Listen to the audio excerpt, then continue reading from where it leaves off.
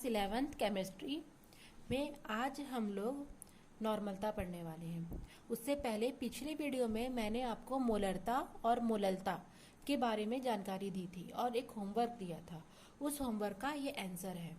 First question था 4 gram sodium hydroxide जल में विलय करके 250 ml विलयन बनाया गया तो विलयन की मोलरता ज्ञात करनी है, अर्थात कैपिटल एम ज्ञात करना है। तो ये क्वेश्चन मैंने आपने दिया था। अगर जिनसे भी इस क्वेश्चन का आंसर नहीं बना हो वो यहाँ पर देख लें।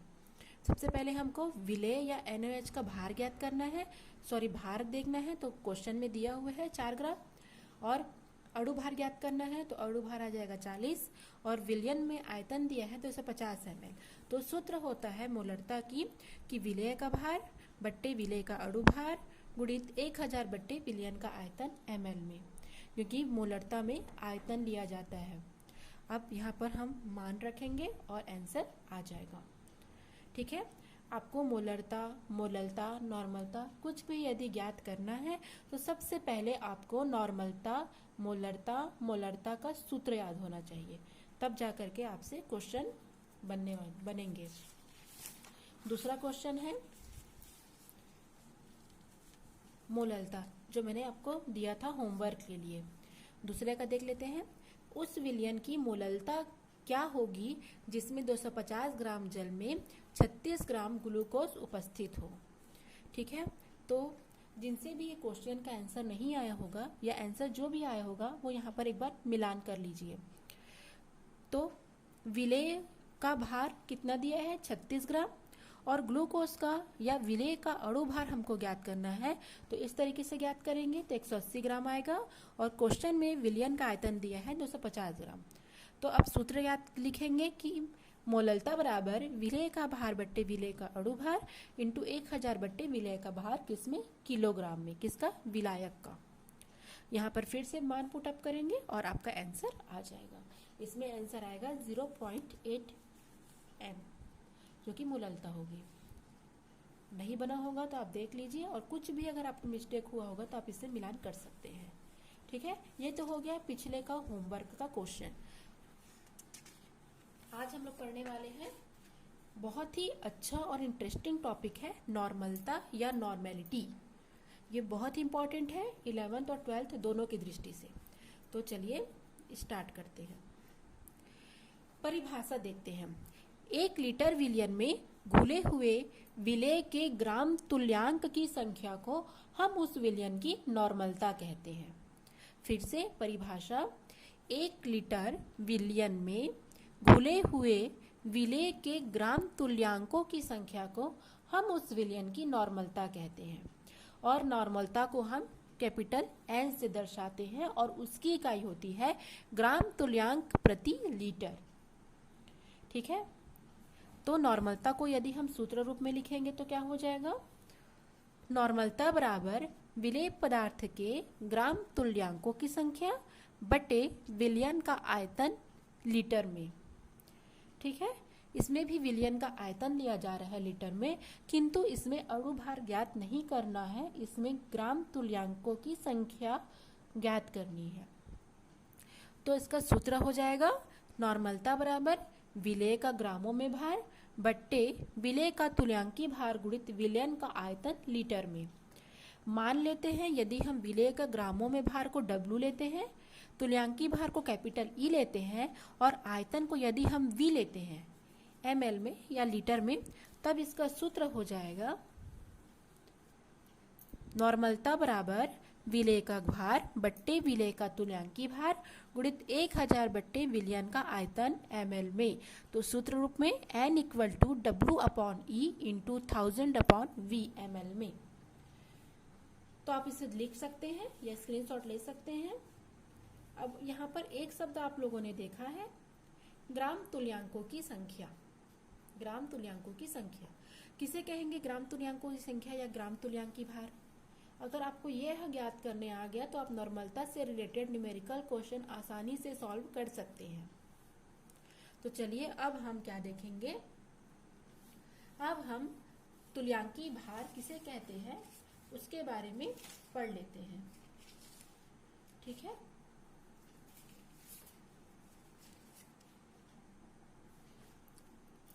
हो गया होगा आप लोग का। चलिए देखते हैं तुल्यांकी भार क्या है। तुल्यांकी भार जिसे हम इक्विवेलेंट वेट भी कहते हैं, किसे क्या कहेंगे, इक्विवेलेंट वेट। तो तुल्यांकी भार रसायन विज्ञान का एक पारिभाषिक शब्द है जो भिन्न भिन्न संदर्भों में प्रयुक्त होता है। और तुल्यांकी भार को हम इंग्लिश में इक्विवेलेंट वेट कहते हैं। यदि हमें पदार्थ का तुल्यांकी भार ज्ञात करने आ गया तो हम आसानी से इससे रिलेटेड न्यूमेरिकल सॉल्व कर सकते हैं। तो चलिए देखते हैं। तुल्यांकी भार का सूत्र होता है, यदि अणु में दिया है तो अणु भार बट्टे संयोजकता या परमाणु भार बट्टे संयोजकता।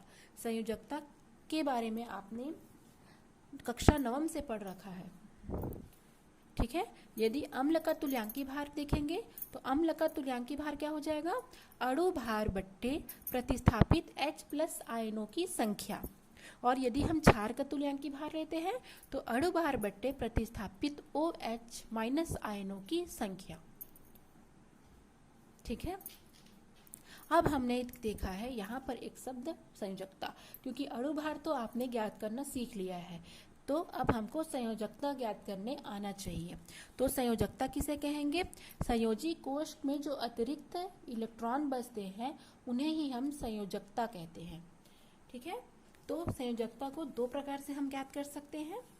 पहला हो जाएगा ऑक्सीकरण संख्या के आधार पर और दूसरा हो जाएगा H+ या OH- आयनों की संख्या के आधार पर। ऑक्सीकरण संख्या किसे कहेंगे, जैसे एल्यूमिनियम है तो यदि हम एल्यूमिनियम का इलेक्ट्रॉनिक विन्यास ज्ञात करेंगे तो क्या हो जाएगा 2, 8, 3, अर्थात संयोजी कोश में कितने इलेक्ट्रॉन बच रहे हैं, 3 इलेक्ट्रॉन।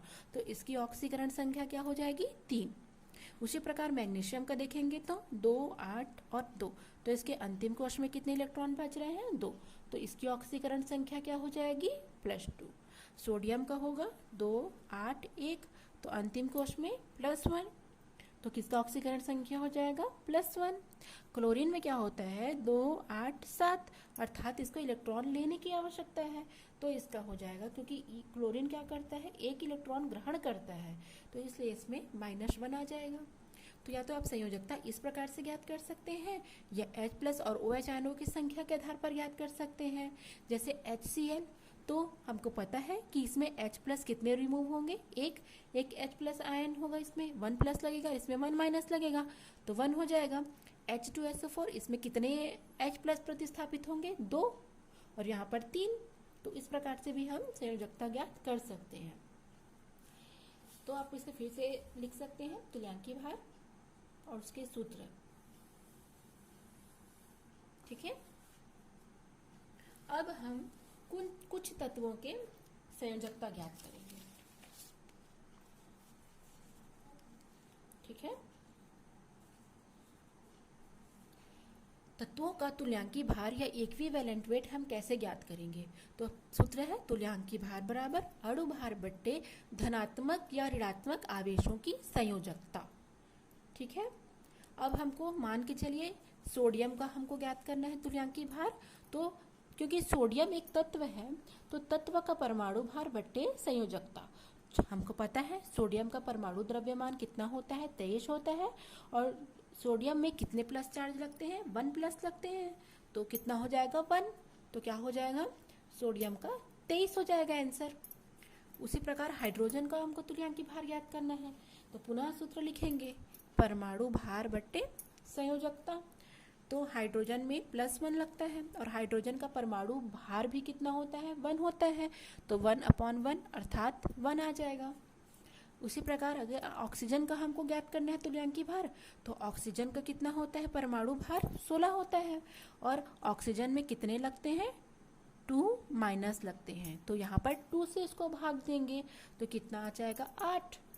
उसी प्रकार यदि हमको सल्फर का तुल्यांकी भार ज्ञात करना है तो सल्फर में क्या हो जाएगा, सल्फर का परमाणु द्रव्यमान होता है 32 और सल्फर में भी 2- लगते हैं, क्योंकि ये 2 इलेक्ट्रॉन लेकर के अपना अष्टक पूरा करता है, इसलिए इसकी संयोजकता भी हो जाएगी 2 और इसका आंसर हो जाएगा 16। तो तो तत्वों का यदि तुल्यांकी भार ज्ञात करने के लिए पूछा जाए तो आप इसी तरीके से ज्ञात करेंगे। एक तो उसका परमाणु द्रव्यमान लेंगे और दूसरा क्या लेंगे, उसमें कितने धनात्मक और ऋणात्मक आवेश होते हैं, उस हिसाब से आप उसे हल करके तुल्यांकी भार ज्ञात कर लेंगे। अब इसके पश्चात हमको कुछ यौगिकों का तुल्यांकी भार ज्ञात करना है। पुनः सेम सूत्र, अणु भार बट्टे धनात्मक या ऋणात्मक आवेशों की संयोजकता। अब हमको H2O का ज्ञात करना है, तो चूंकि एक यौगिक है तो हम इसका अणु भार ज्ञात करेंगे। H × 2 + O, तो ऑक्सीजन का 1 होता है तो 2 × 1 धन 16, कितना आ गया 18। अब सूत्र है अणु भार बट्टे संयोजकता, तो अणु भार यहाँ पर 18 आया। चूंकि हाइड्रोजन में 1+ क्या होता है, प्रतिस्थापित होता है या रिमूव होता है, इसलिए 1 से उसको भाग देंगे तो कितना आ जाएगा 18। उसी प्रकार सोडियम कार्बोनेट का करेंगे, तो सोडियम कार्बोनेट का ज्ञात करने के लिए सबसे पहले हमको सोडियम कार्बोनेट का अणु भार ज्ञात करना पड़ेगा। तो हम Na2 + C + O × 3, तो कितना आएगा 106। चूंकि सोडियम 1 होता है, यहाँ पर 2 लिखा है तो 2 सोडियम होगा, तो कितनी हो जाएगी संयोजकता 2, तो कितना आएगा आंसर 53। उसी प्रकार से हमको NaOH का तुल्यांकी भार ज्ञात करना है, तो फिर से अणु भार बट्टे संयोजकता तो फिर से ज्ञात कर लेंगे। तो चूंकि सोडियम में 1+ और इसमें 1- लगता है तो 1 से भाग देंगे तो 40 आ जाएगा। ठीक है, इस प्रकार से यौगिकों का तुल्यांकी भार ज्ञात किया जाता है। अब हम आंकिक प्रश्नों के हल देखेंगे। आंकिक प्रश्न देते हैं।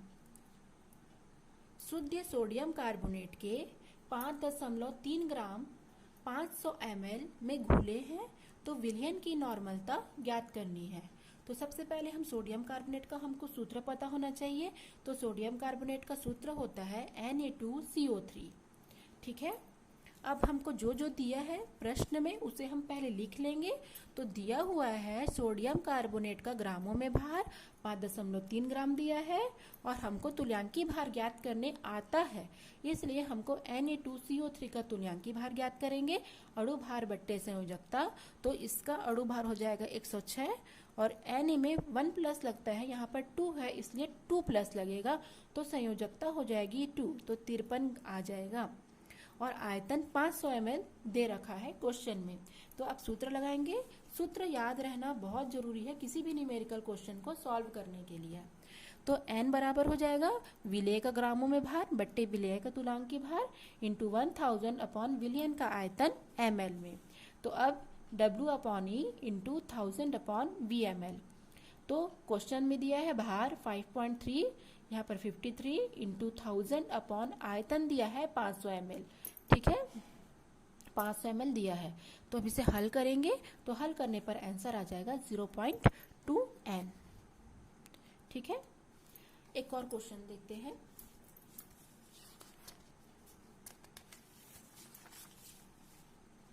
एक और क्वेश्चन देखते हैं।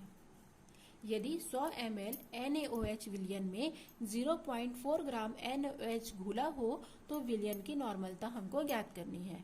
100 ml NaOH में ही सोडियम हाइड्रोक्साइड में ही 0.4 ग्राम सोडियम हाइड्रोक्साइड घुला है, तो हमको नॉर्मलता की गणना करनी है। तो क्वेश्चन में कितना दिया है, NaOH 0.4 ग्राम और NaOH का तुल्यांकी भार कितना होगा 40 और इसमें आयतन दिया है 100 ml। तो सूत्र क्या हो जाएगा, फिर से विलेय का ग्रामों में भार बट्टे तुल्यांकी भार गुणित 1000 बट्टे VmL। तो क्वेश्चन में 0.4 भी दिया है, तुल्यांकी भार 40 और ये, तो इसको भी हल करेंगे तो आ जाएगा 0.1 है। ठीक है, आप लोग तुल्यांकी भार को अच्छे से समझ लीजिए, आपको नॉर्मलता ज्ञात करने में बहुत आसानी होगी। और एक बात जरूर याद रखिएगा, मोलरता हो, मोललता हो, नॉर्मलता हो, सबके सूत्र आपको याद होने चाहिए, तभी आप कोई भी न्यूमेरिकल क्वेश्चन सॉल्व कर पाएंगे।